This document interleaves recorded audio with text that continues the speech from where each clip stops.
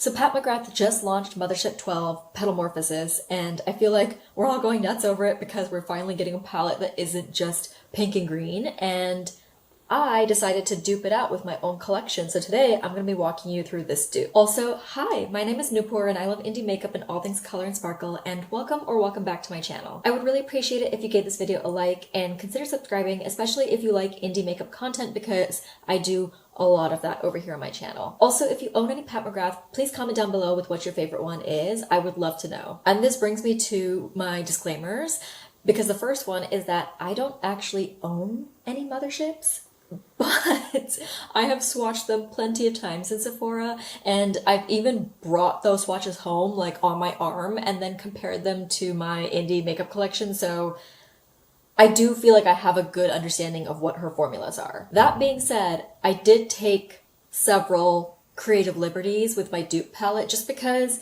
most indie eyeshadows are more sparkly than like her non-special baked shades, and from what I understand, I don't think that there are any baked shades in this palette, so it seems like my indie makeup single shadows will really hold up to anything that this palette has to offer. Finally, the last disclaimer is I'm not saying that you should get any of the shades or that doing this is somehow going to cost less than the palette. If anything, it might actually cost more, but I don't want to purchase the palette. I'm on a low buy and I just wanted to try to dupe out the palette with what I already own to kind of like scratch that itch of like, ooh, shiny new thing, I want it, you know? So that's my only goal here, is to try to dupe it with my own collection, and I encourage you to do the same. Also, I did my eye look with my dupe palette, so at the end of this video, I'll have a little tutorial on how to recreate this. So let's talk about Petalmorphosis as a palette first. I'm going to pop up some images. These are the ones that I was working with when I was trying to figure out dupes, and even though the palette is available now, I have not seen any swatches, any photos from people who have purchased the palette, so I really just had these photos to go off of, so my dupe palette may not even be that accurate once I start seeing other photos that come out, but I just wanted to give it a go anyway. So this palette, like I said in the beginning, everyone was saying that, oh, we're finally getting a palette that's a little bit more colorful, not just pink and gold, but I do feel like if you were to cover up the green shades and the one purple matte, it kind of does look like some of the previous Motherships that have come out in recent years, but I do think this is a step in the right direction, and like many others, I have also been speculating that, you know, I don't know if Pat McGrath is really the creative behind the brand anymore, because there just feels like such a disconnect between her artistry and what the brand is putting out, and I just wish we could get back to making some like truly colorful palettes, but this is the first Mothership in years that has like really piqued my interest. I think this is such a pretty color story for spring, and to me, pink and green together, purple and green together, those are colors together that really evoke spring for me. So I'm not like particularly mad about there being some pink in this palette. I just wish we could have leaned a bit more into the purple and green. But let's get into my dupe now. I'm gonna go shade by shade, and I'll start with this row first and go down this way and then the bottom row. And for each shade, I'm gonna describe what Pat's version is supposed to be, and then in comparison what my version is, and any differences and things like that, because like I said, I did take some liberties, so I'll talk you through all of that. Okay, so this first shade is called Divine Dawn, and it's supposed to be a warm golden beige luminizer, and for my version I chose Shine by SD's Crown Flash, which is in collaboration with Seeking Shifts. So this shade, even though it's supposed to be a golden beige luminizer, in the swatches it looked like it had a bit of a pinkish sheen to it, and so that's why I chose Crown Flash, because from a distance Crown Flash just kind of seems like a champagne-y beigey shade, but up close you can see it has these like pinpricks of pink and almost like red, and it's definitely more special than the shade in Petalmorphosis, but I feel like it's a good option for this first shade, especially because it's like more of like that sheer, not quite iridescent, but because this shade is not quite an iridescent, it has like a very light base to it, but it essentially functions as an iridescent. I don't know, I feel like all Pat McGrath palettes have a shade that's like kind of this like light white gold iridescent type of thing, and I just felt like I wanted to add something a bit more special to my version that still captured the essence of what she usually has, and I feel like Crown Flash really does that. This next shade is Twilight Lilac, and this is supposed to be a soft lilac plum matte, and I feel like in all of the different photos and videos that I saw of this palette, both of like the palette itself as well as swatches, this purple matte looked a little different in all of them. In some of them it looked a little darker, and in some of them it looked a little lighter, so I just tried to choose like a medium between all of those different things that I saw. It's just a purple matte. There's nothing special about it. It's a bit on the warm side, which this pink matte, which I'll get to later, is also warm, so I think personally, if I was designing this palette, not that anyone asked for my opinion, but if I was designing it, I would have gone with a cool purple just so that there was a bit more of like a distinct difference between these two mattes. Next is the shade Cosmic Fantasies, and this is supposed to be a burgundy metallic, and for my version, I chose Glaminatrix Scarlett. So in Pat's version, this shade is supposed to be a metallic shade, which means that it doesn't have as much shimmer and sparkle as the other shimmers in the palette. It's more of like a standard shimmer. But in my version, because I chose this Glaminatrix shade, this is from a line of theirs that was originally called Glimmering Creatures, but now it's called Glistening Creations, and it's a formula of theirs that is kind of like, the more you build it up, the more metallic it gets, and the more you buff it out and shear out the edges, the more those sparkles come out. So this is definitely a step up sparkle-wise from Pat's shade, at least from what I can tell from the swatches. Tone-wise, I feel like this shade maybe has a bit more red to it than the shade in Pat's version. That one seems like it has a bit more purple. It's like a bit more plummy, but this is more like, yeah, it just has a bit more of a reddish undertone, but it's pretty close. Next up is Astral Eden Envy, and this is supposed to be a chartreuse with gold pearls, and I chose Bella Beaute Bar's Fern, which is so far the most way off base shade. So in Pat's version, this shadow has a like kind of medium to deep murky brown base with those chartreusey gold shimmers on top, but Fern has more of a sheer tan base, and the shift goes from like that intense chartreusey yellow straight on to more of a green at an angle, and it's a very, very strong shift, while I don't think Pat's shade shifts at all. But I quite enjoyed the change that I made, because I feel like the fact that this shifts to green helps add more green to this palette, and this is what I mean by I took some creative liberties, because in Pat's version, there's really only these two shades for green. I don't think you could count her original shade as green because it's more of like a goldish shade, but I wanted to add more green to this palette because that's what I was hoping to see, and so I don't know. I like what I chose. Next up is Astral Sunset Splendor, and this is supposed to be a soft iridescent coral, and for my version I chose Bella Beaute Bar's Serenity, which is from their Secret Garden palette. So this was a case of, weirdly enough, I couldn't find anything exactly the tone that I saw in the swatches, because it was very much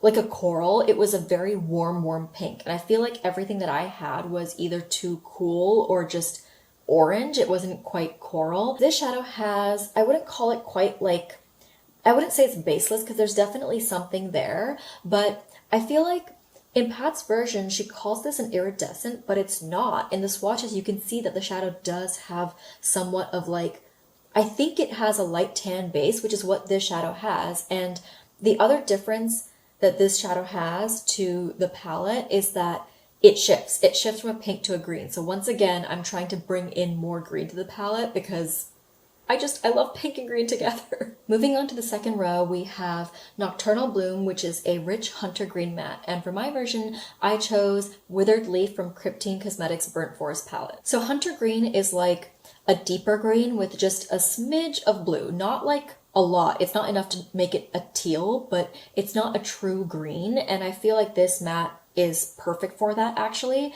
And I also feel like having a touch of blue in the green makes the green blend a lot better with the purple, because green and purple don't blend well together. And I do actually have both of these shades on my eye today, but I had to be careful blending them together to not let things get too murky. But I think if this had been a true green, that would have, like, there's more risk of it going murky. Next up, we have Astral Iridescent Iris, which is described as an iridescent lavender.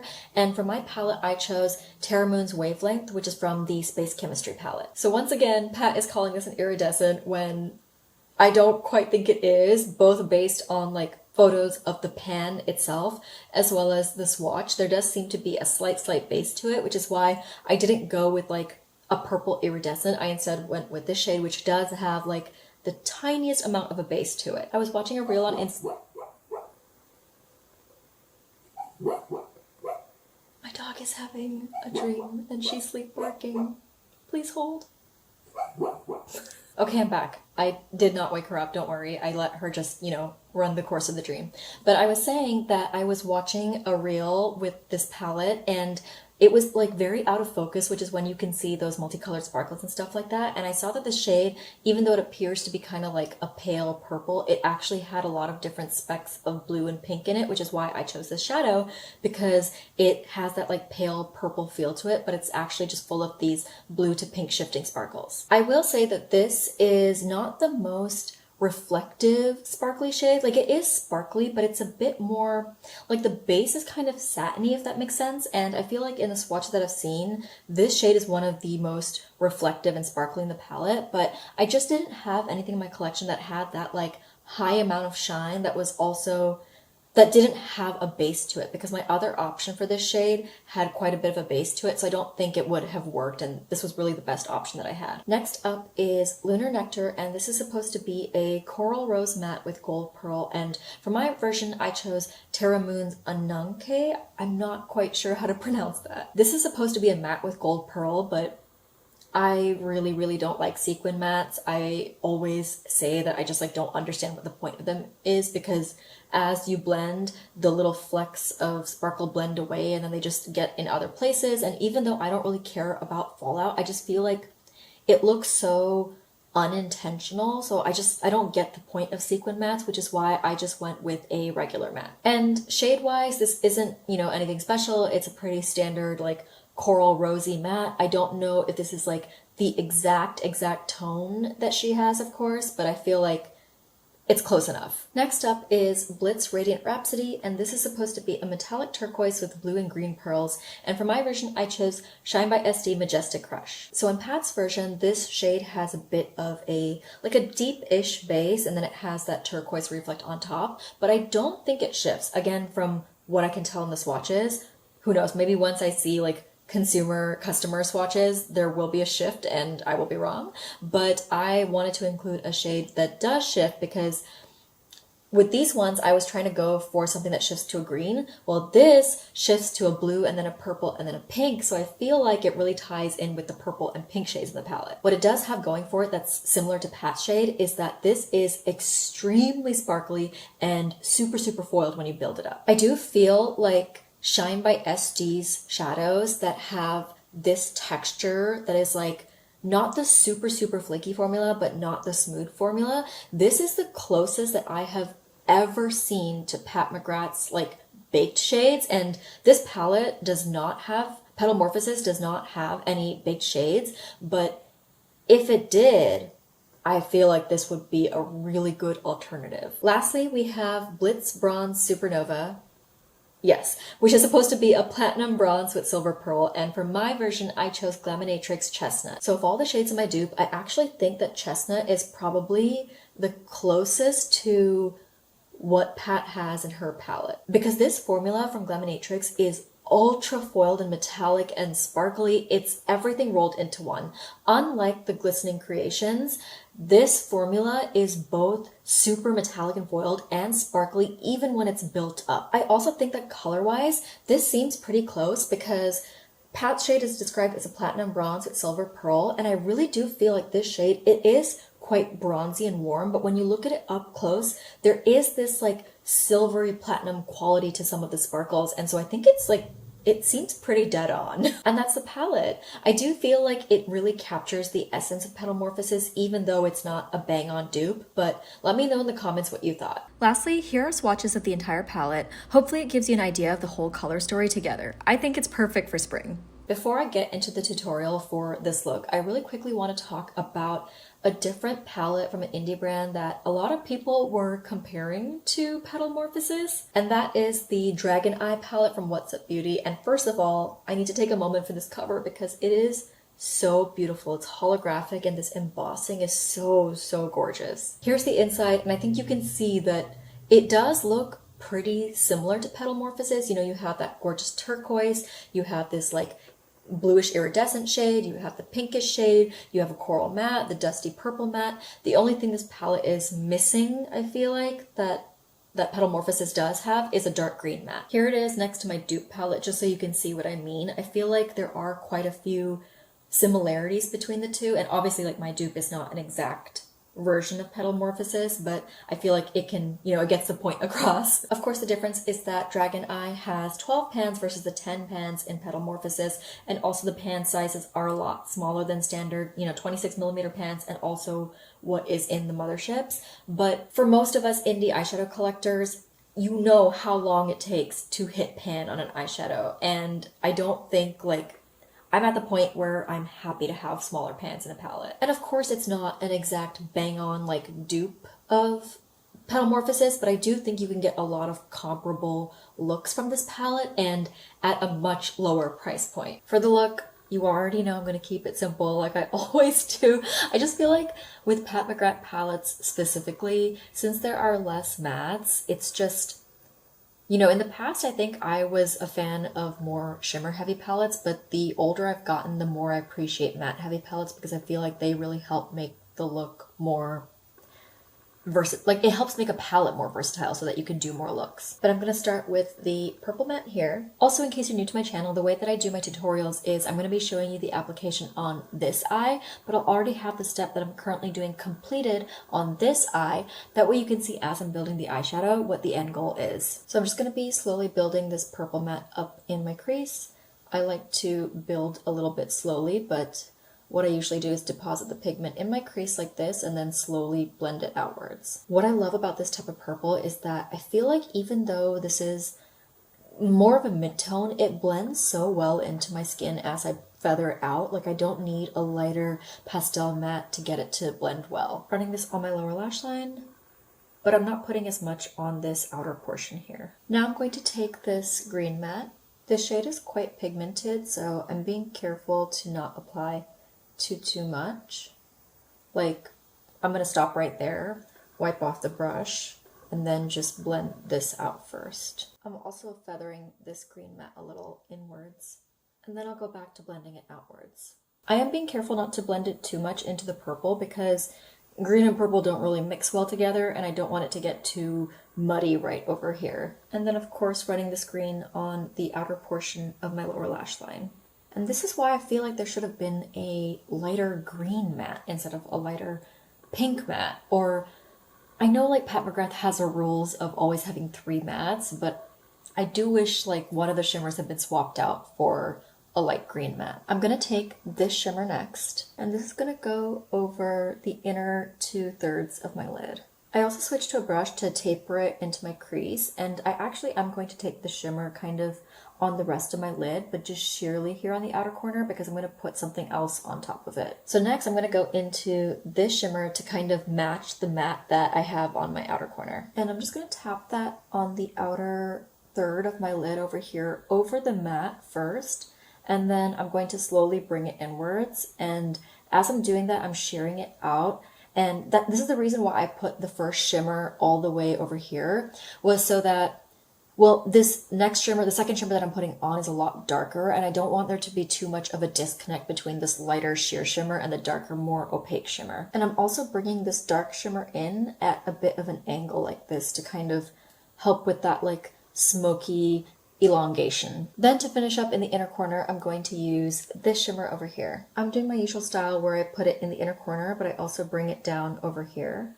And then I swoop it upwards towards the crease. Here's the completed look with the lip and the mascara on, and I feel like this is a pretty good representation of the like purple green side of the palette, because I didn't really want to dip into like the pinks because we've just gotten so many pinks from Pat McGrath before that I wanted to focus more on the purples and the greens. Here's the look in my other light so that you can see the sparkle a little bit better, and I feel like this is a little closer to how, you know, like all the marketing materials on Pat McGrath's pages, like on socials and stuff like that. I feel like that's what, like this looks like that. That's it for this video. I really hope you enjoyed it, especially because this is my first time doing this type of video here on my channel. I've done a lot of like BYOPs and even like duping the vibes, like just IRL and even over on Instagram, but I haven't done it on YouTube before, and I feel like it's a little rough around the edges with like the flow and formatting and like my energy and stuff like that, but I'm hoping I'll just get better as I keep doing videos like this, and let me know if you would like me to keep doing videos like this. Thank you so much for watching till the end. I always really, really appreciate it, and I will see you in the next one.